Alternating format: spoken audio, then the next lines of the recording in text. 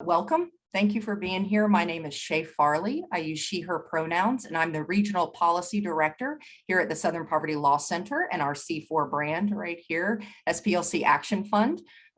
With me is my colleague, Katie. Katie, you want to say hello to the group?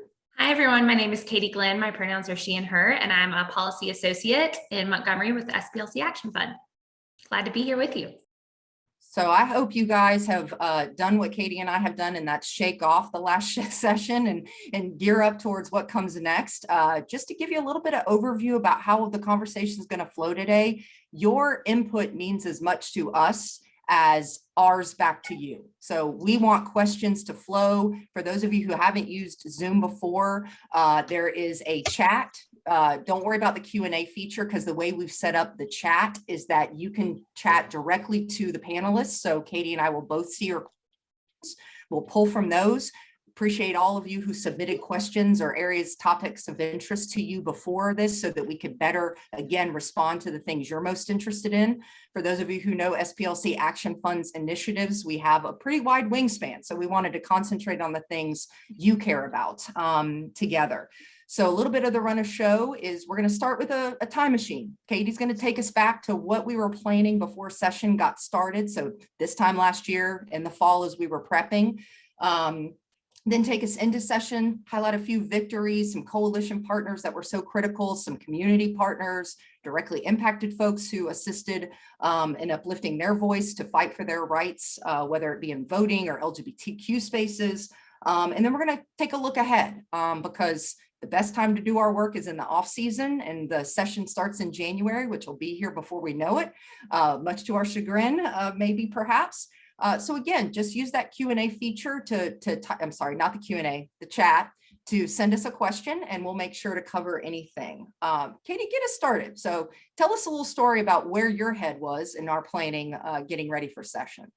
Absolutely. So, thinking back to what we expected of legislative session 2021 is a really interesting exercise, because most of it didn't go according to plan. So obviously, session started in February, in the middle, just after one of the big COVID peaks we had in Alabama. And so not only were we dealing with, the busyness of legislative session, we were all figuring out how to do this work safely and effectively. Shortly before legislative session started, there were restrictions released from members of leadership in the statehouse and the House and the Senate to try to keep everybody safe, which meant that there was really limited access to the building. And for those of us who are used to doing our jobs by catching folks in the hallway or meeting them in their office, that just really wasn't an option this year. The one good thing that did come out of the State House changes this year, though, was an increase in access to the building via live streaming. Previously, the only live streams that were available were in room 200, which is the big committee meeting room, and in the Senate. All you could get in the House was audio. This year, that changed drastically. There were live streams available. They're not recorded, but they're available live for both the House and the Senate, and in each of the major committee rooms. So although in many ways our jobs were more difficult this year because of the completely reasonable restrictions that were placed on access to the State House, for many people across the state who don't regularly make it to Montgomery, there were opportunities for increased access, which was a positive. Going into the session, we expected that the focus would be on the real health and economic impacts of the COVID-19 pandemic. We had heard from members of leadership that it might even be a short session. We might go in there, address some economic, healthcare related issues, hopefully address Alabama's growing prison crisis, get the budgets done, and go home early. In fact, we knew that the budgets were in pretty good shape. They were on good footing, unlike in other states. And so that wouldn't be a real deal breaker. And then, the main way that this legislative session was different from others was, we did think, at least in my experience, it was different. We did think we knew what was going to happen. Boy, were we wrong, but we thought we had an idea of it. Yeah, it's funny that you start off with the accessibility of the streaming. That was great. Not that lobbying was ever meant to be a spectator sport, but sometimes that live stream didn't work. And I remember we would text each other because we were obviously in different spaces, and we would say, "Oh, my feed went down." Right. But that's not exactly the most perfect. But we hear the legislature should be getting an upgrade to its system.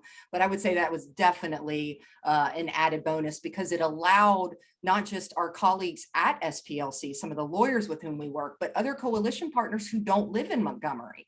And even if they could have gotten in the building, it's far easier to navigate. And I remember some of our coalition partners would send us pictures where they had their iPhone and their iPad and their Right. computer next to each other, kind of watching things simultaneously.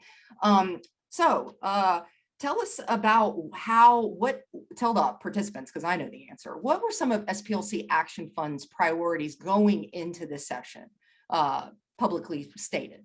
Yeah, as you mentioned, we have a huge wingspan, and try as we might to narrow down our priorities each year to initiatives that we have a reasonable expectation of actually doing work on. It's still quite a few, and I'm excited to get to the part about what went well, what the wins were, because we did have a good session. But in terms of what we were looking at pre-session, we had several proactive priorities, which is where I'll start because a lot of our work happens in the defensive space. But one was we wanted to ensure due process protections for Alabama students. Alabama is the only state in the Southeast that doesn't allow for these protections. And that was an initiative we've been working on with Senator Smitherman and a broad coalition of folks in Jefferson County, from teachers to the district attorney to people who work for the city, for quite some time. We also felt really strongly, and we're prioritizing legislation to address Alabama's overcrowded prisons. So there were a few pieces of legislation we were looking at here. One was to repeal the Habitual Felony Offender Act. You might have heard it called a 3 strikes law, and allow opportunities for people to be resentenced who had been sentenced to overly long periods under that law. We also felt strongly that something needed to be done about parole. I'm sure many of you on this call have read about the lack of paroles that are happening here in the state of Alabama. The days in a row when there will be, 40 or 50 people up for parole and only 1 or 2 actually granted parole. And then there was another bill that we had been working on for quite some time with Representative Chris England to provide some degree of oversight and accountability for the Alabama Department of Corrections. Again, many of you probably know Alabama has a pretty toothless open records law. And that means if you request access to information that should be a public record, you may or may not get it. And so this ADOC accountability bill would require certain reporting happen on a quarterly basis and be made publicly available. Like many folks across the country, we also thought this was the year to repeal or reform Alabama's Memorial Preservation Act.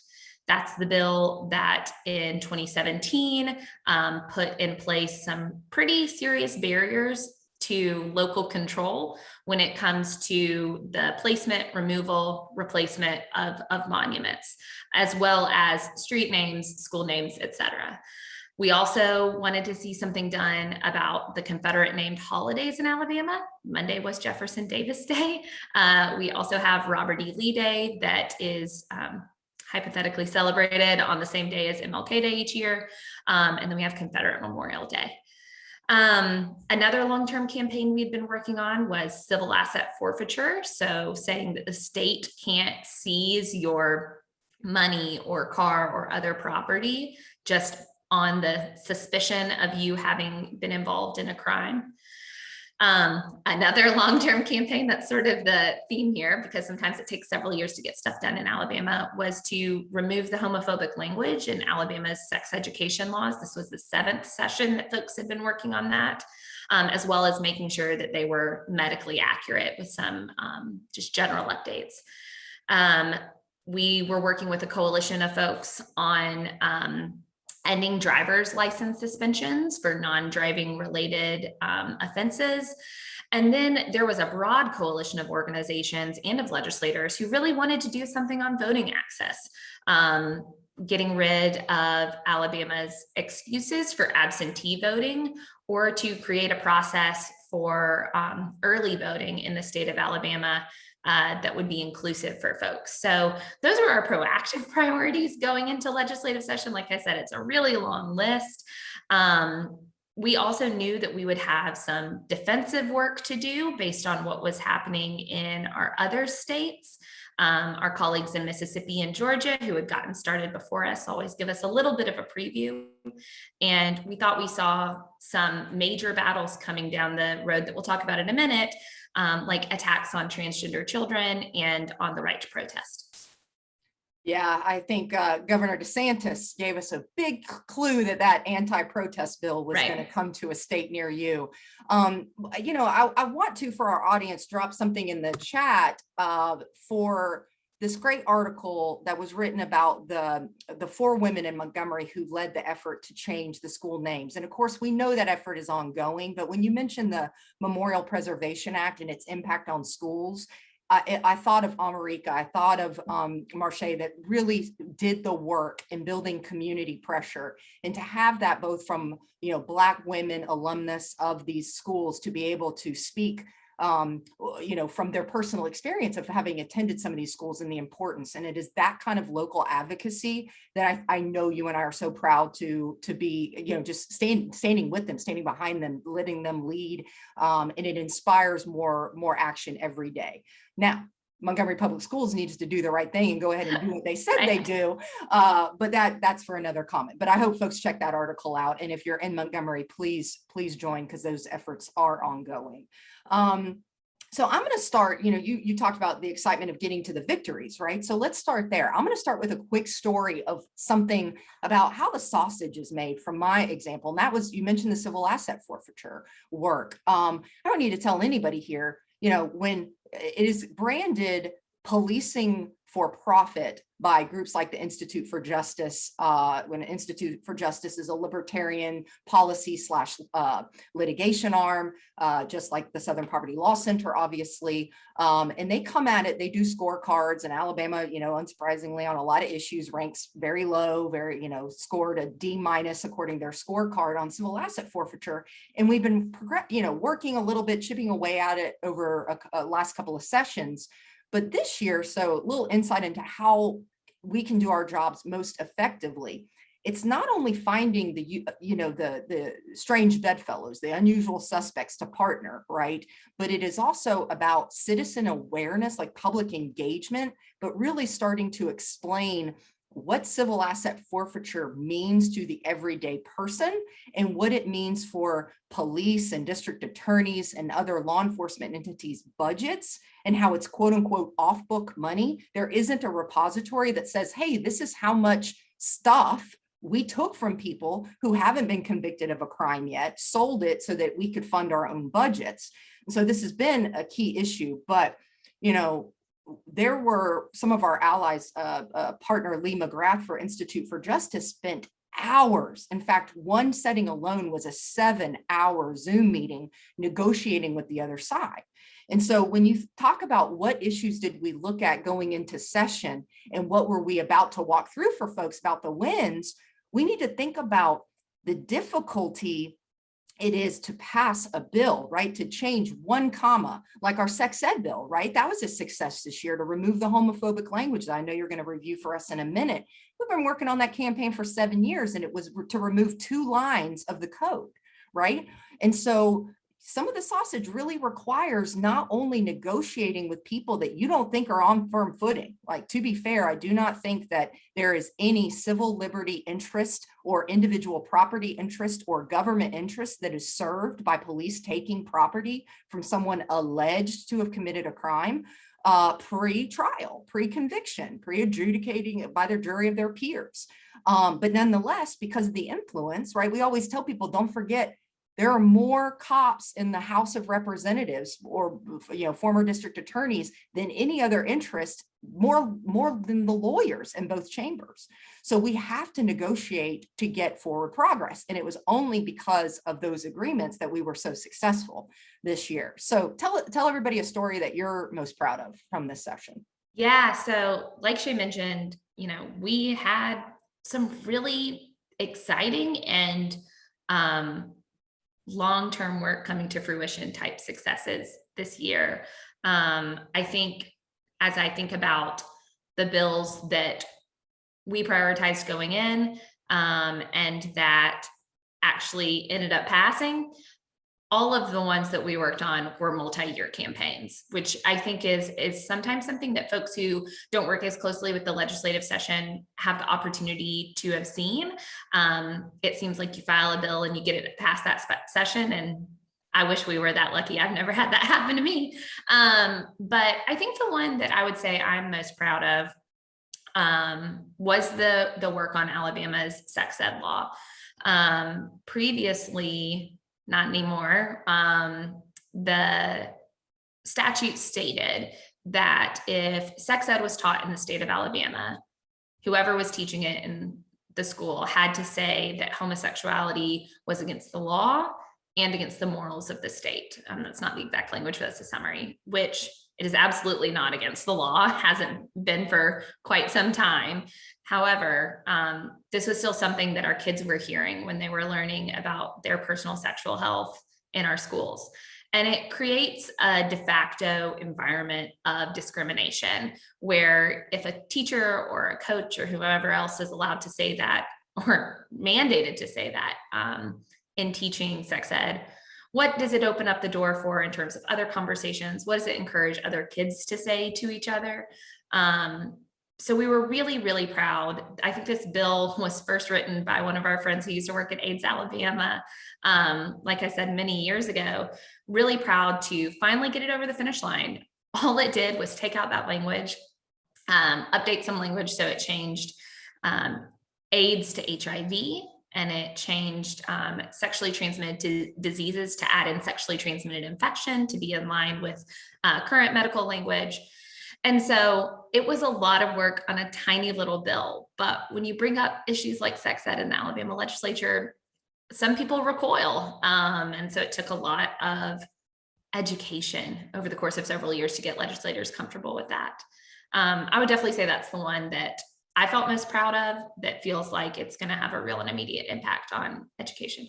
Yeah, I recall us recoiling the first time the bill came up a couple of years ago, because for anybody who's ever watched the House, now that we can see it on the computer, there's board, as they call it, and what comes up board is the bill number, the sponsor's name, where they are in action, and what it's about. And the first time the bill ever came up, it said sex education. I'm like, well, we're doomed now, because people are going to wonder what it is that this bill does and pay a little bit more close attention.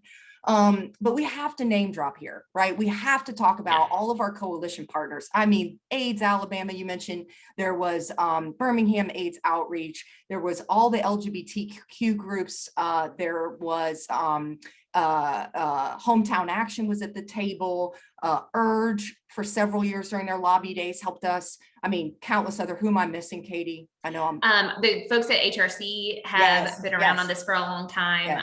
Planned Parenthood Southeast. And like you said, we're so thankful to work with such a close coalition of organizations without which none of our work would ever happen. And I have to also say I'm incredibly thankful for the work and support of Representative Hall and Senator Figures, who were our House and Senate sponsors, who got up there in rooms full of men and talked about sex in the Alabama legislature. And I'm just very thankful for their backbone and their tenacity and willingness to stick with the issue. You know, it's so refreshing to hear dialogue. And of course, we'll talk about some of the harmful dialogue we heard at the Alabama legislature, talk about training that's needed. But it really is refreshing to hear people talk with, you know, Representative Hall used to be a teacher, and she knows what is and isn't taught and how the procedures are. So I think we want to highlight 2 more victories before we move on. So where do you want to start there? Yeah, I think perhaps we can start with the ADOC accountability bill that we talked about a minute ago. Alabama's prisons are in crisis. They are overcrowded, understaffed, and violent and dangerous places for the people who live and work there. And there's a lot that needs to be done to address that issue, and we'll talk about that in a little while. But we need, for legislators, for incarcerated people, for their family members, their loved ones, and activists to know what's happening inside of these prisons so that something could be done about it. And for the longest time, ADOC was a black box, really hard to get information out. All you have access to are the written reports that are on their website, which are only intermittently updated. And so this year, thanks to, again, the tenacity and hard work of Representative Chris England, and some support from folks across the aisle, like Representative Kyle South, we were able to pass a bill that requires a pretty wide-ranging report be submitted to the Joint Legislative Prison Oversight Committee. I probably put some of those words in the wrong order, but each quarter. And at least one of those quarterly meetings, there would be an opportunity for public input. The report will be placed on ADOC's website, and an email will be sent out to every legislator when the report is ready. And it includes things like reports on violence that takes place inside of prisons, either deaths or assaults or sexual assaults, and information about who was harmed, who participated in that, to make sure that we know when people employed by the Alabama Department of Corrections are participating in violence against incarcerated people. Similarly with contraband, what contraband is seized, who's it seized from, because we know that family members haven't been bringing things in. We know that incarcerated people don't really have ways to get that contraband. So how's it making its way into the prison? Things like that. So we are very excited that there is now statutory language that is just going to shine a bright light on what's happening inside of those facilities that have intentionally for so long kept people outside of them in the dark. And then the other, go ahead, Shay, were you going to say something? Yeah, I just want to add, you mentioned across the aisle, and you certainly mentioned Representative England, who of course is a Democrat, and Kyle South, who's a Republican. But I gotta say, this is why we never shut anybody down, right? We never assume that just because you don't agree with someone 99% of the time, that there isn't an opportunity for the 1%. One of our staunchest opponents on a lot of our criminal justice reform efforts, certainly that was there on the civil asset forfeiture efforts, is Representative Matt Simpson, who's a Republican from the Daphne area, from Baldwin County. He has been one of the most vocal legislators calling out the management over at the DOC and leadership of the commissioner and fallacies that need to be corrected. So I just wanted to name drop that and say that, never shoot anybody, don't count people completely off, because even a broke clock, right? So yeah, absolutely. And then the other one we got, again, multiple years, certainly Shay's been working on it longer than I've worked at SPLC. It was one of the first bills I worked on when I came to the center, actually, is a bill that would reform Alabama's voter roll maintenance process. So I promise, please don't fall asleep, because it's not the most jazzy voting rights issue, but again, working with our amazing coalition partners at the ACLU of Alabama and some other folks.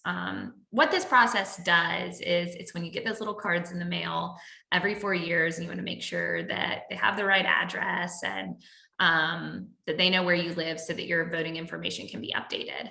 And necessarily Alabama's process needed to be fixed. But when you were fixing processes that check where people live and maybe take them off the rolls if they don't live there any longer, there's a lot of risk. There's a lot of risk that people will be unduly purged from the voter rolls. And we knew that after this legislative session, because it's hard to pass bills like this in election year, after this legislative session, we would very soon be possibly, and halfway through session, we knew for sure, looking at a new Secretary of State. And again, contrary to what you might think, we've got a great relationship with the folks who work in the Secretary of State's office. We disagree mightily with them, and we'll tell each other that, but we work really well with them. And so we were able to get an amendment added to their version of the bill as it was introduced that just ensured that there were multiple databases being checked when people's address information was being verified, so that folks aren't falling through the cracks if you're only checking, the post office change of address website. I don't know about you, I'm not always the best at updating those kinds of things. So wanted to make sure that there were actual systems that necessarily regularly check people's address that would be matched up with it as well. And this was another bipartisan piece of legislation. Senator Butler was a sponsor in the Senate, and then Representative Rod Scott from Birmingham was the sponsor in the House. The House version is the one that ended up passing. And we were glad to finally get it over the finish line. Yeah. So I was thinking about when you said that most campaigns are multi-years, and that voting rights bill, we brought those same amendments to the Secretary of State's office 4 sessions ago, but it just is all about keep chipping away. And it became probably obvious to them they weren't going to be able to pass their bill unless there was some agreement. And I will note that while the lobbying team may agree, some of our lawyers obviously are can retain the right to actively pursue litigation against same. So especially when we talk about the curbside bill that we'll talk about in a minute. So before we move on, I just want to drop it. I think I muted myself by accident in that process, dropping a link in the chat here for participants to see. So something new that we've started at SPLC Action Fund this year, and you can see not just Alabama, but all of our state work. We'll soon be adding in some national content there for things we're doing in the Congress. But this is a link just to the post about our post-session wrap-up. So you can see the pros, the cons, the next steps, all of that in about 1,000 words. But I do encourage you to check out some of the other features, because Katie and I will be spotlighting some of our community partners with whom we work, directly impacted folks. And to kick us into the kind of losses, missed opportunities, I'm going to start with what I think is a success, but also is going to be talked about towards the end when we talk about things that we think are coming back.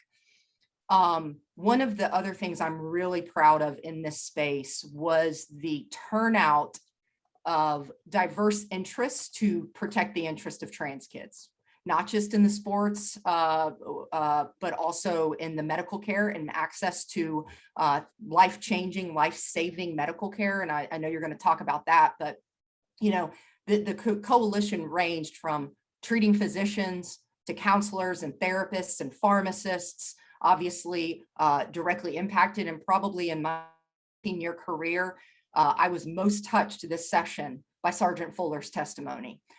Sergeant Fuller's a police officer, a sergeant in the Decatur Police Department. The House bill originally started in judiciary, and that unsurprisingly, there are former law enforcement officers, former judges, district attorneys, and having his testimony as a boy in blue or gentleman in blue talk about what it was like for him to have been in a similar mindset, kind of this, I don't know what I don't know, but I know I don't like it, but I also love my child. And so when his then 16-year-old daughter came out as trans, he needed to work through that and sought out care. And the closing line of his, and in doing so, like most most conversations, it really takes individuals to a different place in their thinking and in their own growth and advocacy following that. But his closing line, Sergeant Fuller's, to the committee was, please don't ask me to lock up the very people who helped save my daughter's life. And that was just soul-wrenching. But we also had a couple of lobby days around it, even though we couldn't really be inside the State House in the traditional get out the words, pass out pamphlets or fact sheets or meet with our legislators. I know we worked with HRC and others to host a couple of different rallies with AIDS Alabama, Montgomery Pride United. A bunch of folks got out the word, hometown action, and really elevated stories. But this is one of the complicating factors that Katie and I talk about all the time is, it's not the job of people who are impacted by these to tell their personal medical stories. But the decision that was made by some very brave family members and individuals to do that because of the fear that they had, should that legislation pass, is just something that's why I'm glad all of you are here today, because we need more activism like that, but the burden shouldn't be solely on them. We need allies as well to stand with them. So, but anyway, Katie, I kick it to you so we defeated those bills, and in part and large, our creative team came through for us, right? Like on a dime, we got some signs printed, we got some posters done, and media came out. So obviously that's a victory, but tell us about a few losses. Yeah, I mean, we did have a victory against the medical care ban, but we did lose on the sports bill. So let me pull back just a little bit. These two bills were filed in Alabama in 2020, but COVID happened and it sort of shut it all down. But starting in late 2020, early 2021, we saw bills banning trans girls' participation in sports aligning with their gender identity. The bills were broader than that, but really the messaging framing was an attack on trans women and girls.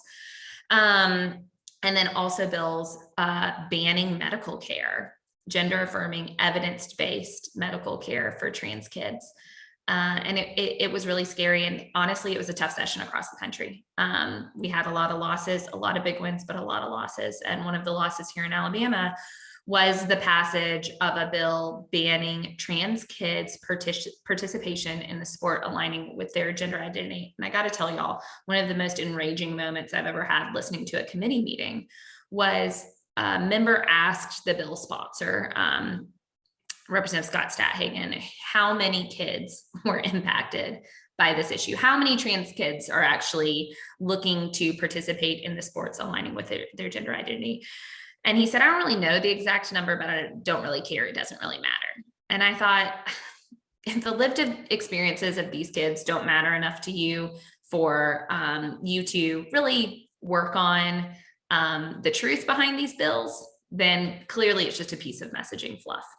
And so that one was really hard. And I will also say that there are a lot of really harmful transphobic things said on the House and Senate floor during discussion of these bills.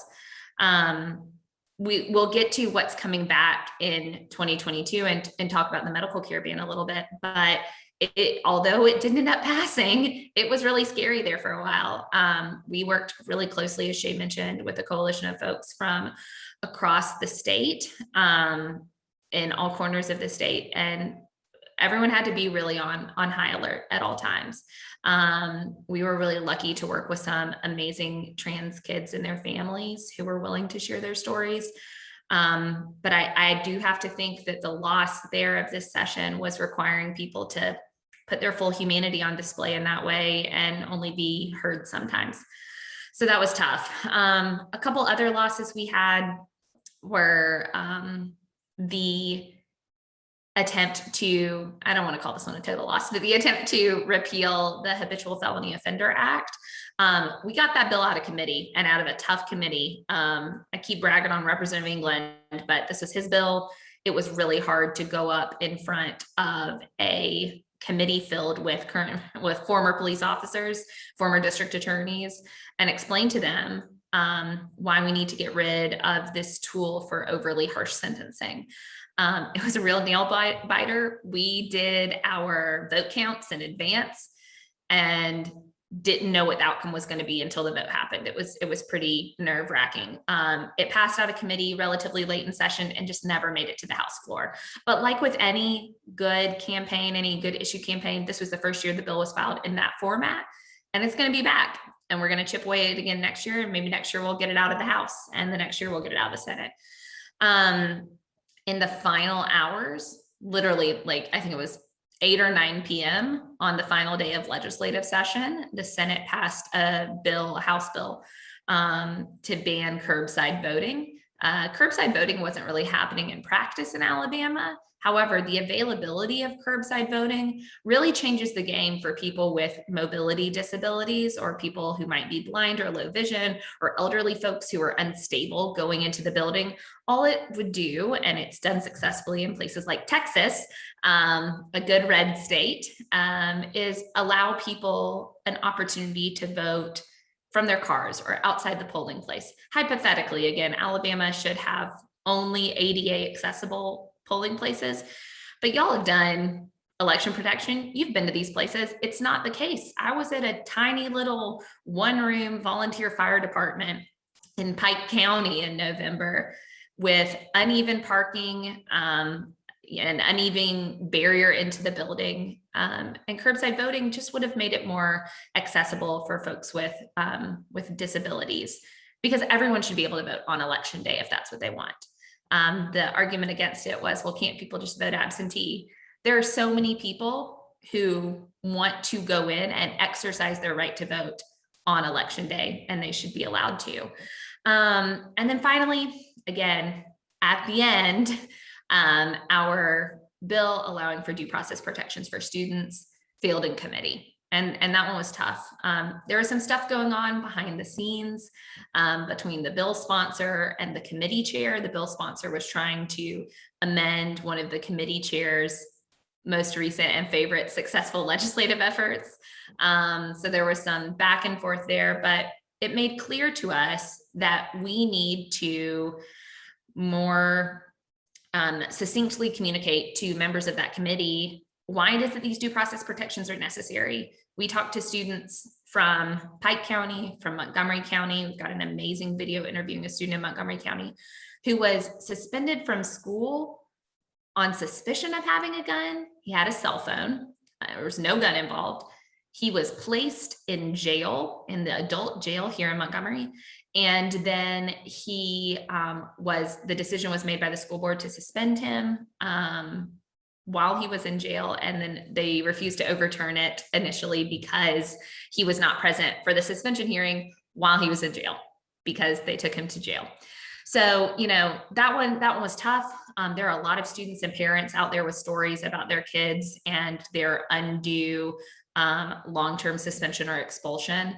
And we'll be back again with that bill next year as well. So I think those are probably some of our biggest losses or missed opportunities, but they're at least just temporary. Did you have others, Shay, that you'd add to it? I think I did drop for the participants just more about that due process bill for those of you who might not be in the education space, just giving you a little bit more background if you're interested in learning more. Obviously, always reach out to Katie or I if you have questions afterwards. But we saw, I think there isn't a state in the country that doesn't have a voter suppression bill filed, right? It's been all over the news. And our barrier to entry to voting in Alabama is already so high, right? We don't have drop-off boxes. We don't have long, open window. Now, to be fair, our absentee voting window of time is fairly long. I think it's like 39 days. And then the bill that they just passed will cut off 5 days from that. But still, over a month, that's good. Now, to access a voting application and ballot are onerous in and of themselves.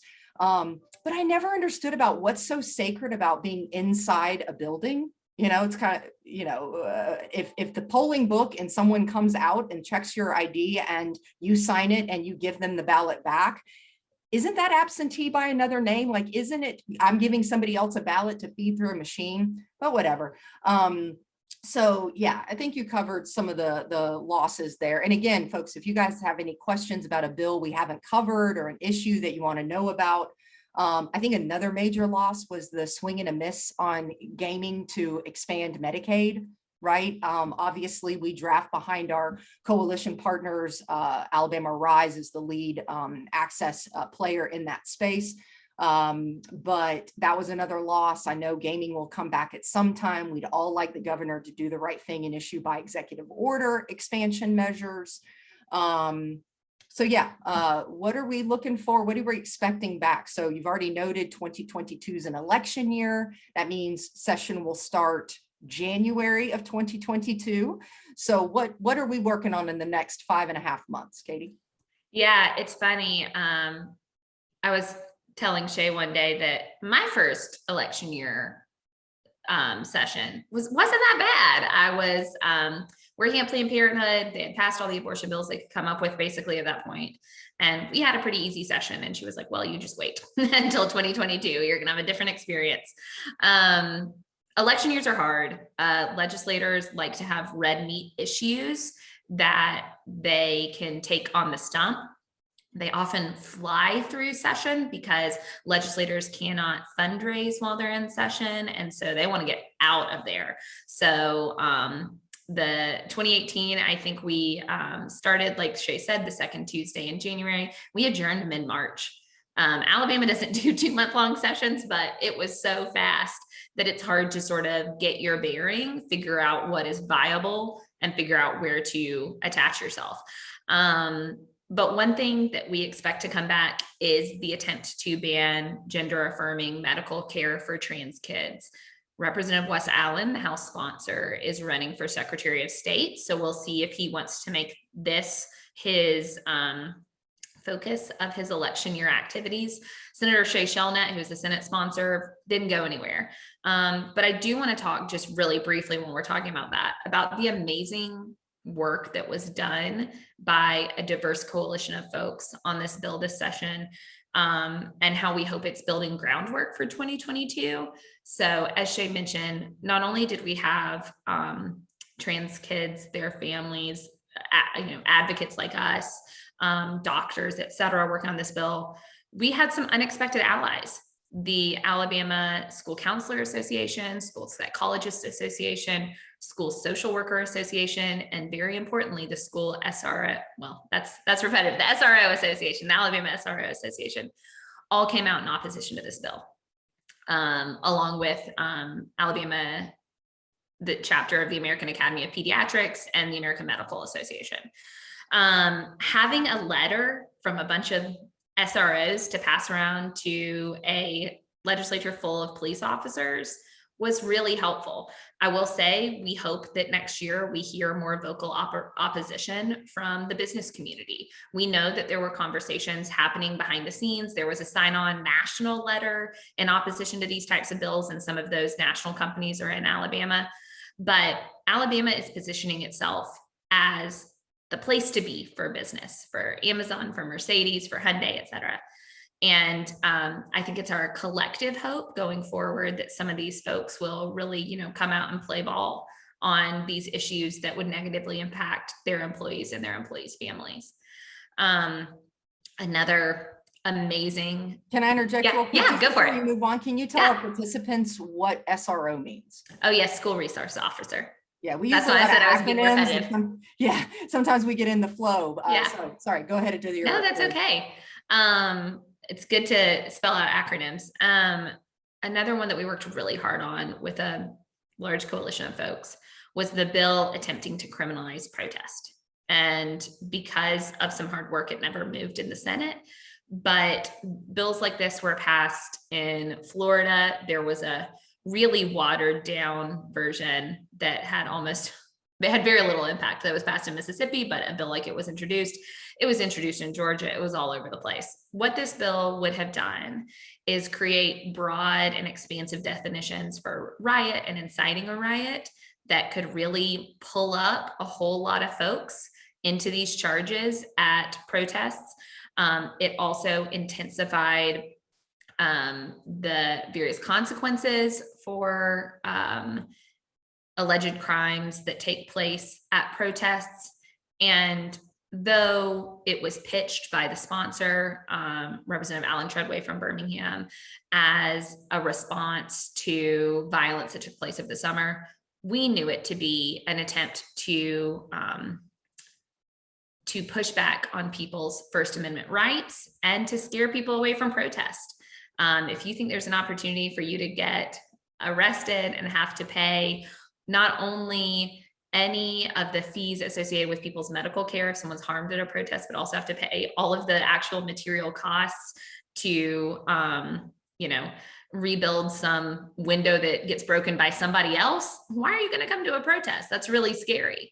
And so we worked with some amazing folks. A huge shout out to Camille Bennett from Project Say Something, who came and testified against this bill, along with other folks like Satura Dudley, who's an activist in Birmingham, and talked about what it would mean, particularly as Black women who have been participating in activism in really scary spaces, to pass a bill like this. And they spoke truth to power in a way that was just incredibly moving. I will also say, I remember the day that one of our colleagues found a resolution from the Alabama legislature that was passed months after Bloody Sunday, after the attacks on activists by police officers in Selma in the 1960s. And that resolution could have been written today by legislators. It was the same language they were using, the same reasoning they were using. And Representative Marika Coleman read that on the state house floor, and it was just incredibly, incredibly powerful. But we have no reason to think that this type of law and order, hard on crime effort won't be back again next year. Yeah. You mentioned Camille. Of course, while we were successful in helping to defeat the riot protest bill, there were 2 local bills that actually impact Camille and Project Say Something's work. And that is the 2 local bills that Senator Melson passed.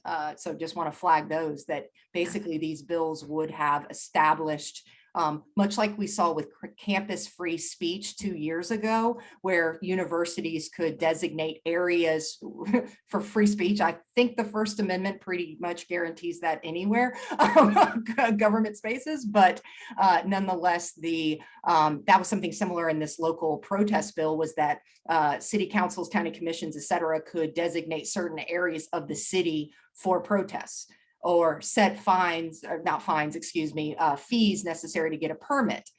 Most cities already have that through ordinance or whatever. But again, we are really concerned about the chilling effect that this will have. And sometimes it's not always convenient to go 6 miles away from the city hall or out, away from the state legislature. We should be able to express our grievances to our government anywhere, in accordance with rules. Like, there's nothing wrong with needing to get a permit, but sometimes you just can't go through that. And so we are worried about the chilling effect that those will have on our good friend Camille's work.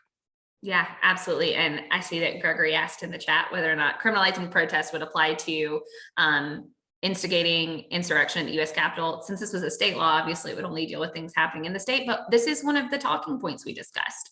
Inciting a riot was such a broad charge that I think there's reason to believe that if our good representative from North Alabama had said the things he said in DC and Alabama under this law, he could possibly have been charged with it. And to Gregory's question, although it's kind of on the periphery of it, as Katie said, a lot of what was used to push this bill along, the reasons, the rationale for sponsoring it and supporting it, were pretexts at best, right? To be able to say, but what we heard was a false equivalency attempted to be made at every turn for BLM and other activists and the insurrection at the Capitol. And, it's always that pivot, always about the whatism, whatabouts, right? Which is all the more reason why, and I'm jumping ahead again, but when we talk about what we advocates need to do on any issue we care about, the importance of the off season and building relationships with legislators and keeping issues in your media, whether it's your local paper or your social media and your friend circles, to make sure, like, this shall not abide, right? We will not stand for this kind of thing. We see you. You're no longer dog whistling. In fact, you're saying the quiet parts out loud, and we're going to call you out for that. Next question I see here from David. How are the prospects of multiple special sessions? Oh, you just made our skin crawl, David. This fall affect SPLC Action Fund strategy to pass certain legislation or defeat bad legislation? So, Katie? David's just trying to ruin our afternoon. So as he pointed out, we've got the potential of several special sessions. A special session dealing with prisons that I will loop back to in a second. Definitely, that's a possible or likely is how I'd categorize that. Definitely a special session dealing with redistricting. Since numbers weren't ready yet by the end of regular session, they're going to have to come back likely sometime in the fall before the January session to deal with that, both for reapportionment at the federal level and then to redistrict our state house districts. At one point, we heard whispers about a gaming special session, TBD. And then there was a fourth one that's just not coming to mind at the moment, but the governor is the only person who can call a special session. There were bills this year to attempt to change that, but it's only the governor. And it's up to the governor to determine what the call is for a special session. So it's her written call to legislators to come back home to Montgomery. And she can say, we're having a special session about prison construction, or we're having a special session about prisons. Those are 2 very different things that could encompass a lot of different stuff. And to David's point, there's a lot of legislation we'd like to see passed around prisons. The governor recently failed at her initial attempt to lease with private companies to construct 3 new mega prisons. There is conversation among legislators to try once again the Bentley or whoever it was plan, whichever version you want to refer to put forth a bond deal to finance the public construction of new prisons. There's even been conversation about using Rescue Act funds, that $4 billion that's coming to the state of Alabama that should be to help you and your family get back on your feet, to instead build new prisons. But in terms of what we hope to pass in a session like that, if it were a broader call, where we could fit in some real reforms, repealing the Habitual Felony Offender Act, dealing with Alabama's broken parole system. There is a laundry list of things we could do. We would really like to use that as our opportunity. Now, special sessions are fast. And again, you can hardly get your feet under you before they're over, but we are hopeful that that would be an opportunity for us and other advocates to really push some much needed reforms, because building new prisons isn't going to solve any of the problems outlined in the DOJ report or that have been highlighted for so long by incarcerated people and their families. But it does make our job really hard. It's hard to plan meetings with legislators. It's hard to plan out our strategy when it might be constantly interrupted by special sessions that don't have to be announced any more than, 24 hours in advance. So it does make it tough, but I do think that a prison special session would be one unique opportunity for us to maybe get some real work done. Shay, would you add anything to that? Yeah, I just want to add some context because I obviously can't see our participants, so I don't know, also, even if I could see you, I don't know what your level of expertise and understanding of legislative process is, but in case it's needed, Katie mentioned the call. Legislation can still be introduced that falls outside the governor's call, but it requires more of higher voting thresholds. So anything in the governor's call only requires a simple majority vote, where you need a supermajority vote in something that is outside. So for instance, governor issues a call for a special session on prisons, very broad. But somebody says, nope, I still want that anti-protest bill. We need to send more people to prison. They can introduce that bill, but if it's not specific to what is in the governor's call, it's a higher vote threshold. The other thing about Katie mentioning it's fast. So in a regular special session, the legislature can meet no more than 30 legislative days vis-a-vis when is the body meeting, not committees, but they're in chamber. And that only has to apply to one. So if the House is in, but the Senate is not, that's still considered a legislative day. 30 legislative days and 105 calendar days, which is why Alabama usually has about a 15-week session. In a special, it's 12 legislative days and no more than 30. So that's the other reason David kind of hinted to the fact that we might have multiple, because it's not enough time to get through something that isn't worked out, especially if the call is wide. And just to fill in, Katie, where you missed on the other topic, the ARP money, right? The American Rescue Plan funds, and they're talking about using that for prisons. So I know we've got about 5 minutes left, so please drop in questions, maybe things that you really came to hear and are disappointed we haven't covered yet. We're happy to kick over to those. So let's just popcorn, Katie. What do you think everybody needs to know about citizen engagement and lobbying? I think we have had such a gap in the last year and a half in contact with legislators. Now is the time to get in touch with them. During session, they have 1 million people trying to talk to them, especially 1 million people who have given them campaign contributions. So it's hard for regular people to get in touch. Now's the time to reach out to your legislator at home in your district in a way that you feel safe and comfortable. Many of them have figured out Zoom by now, and start developing those relationships so that they will answer your call during session.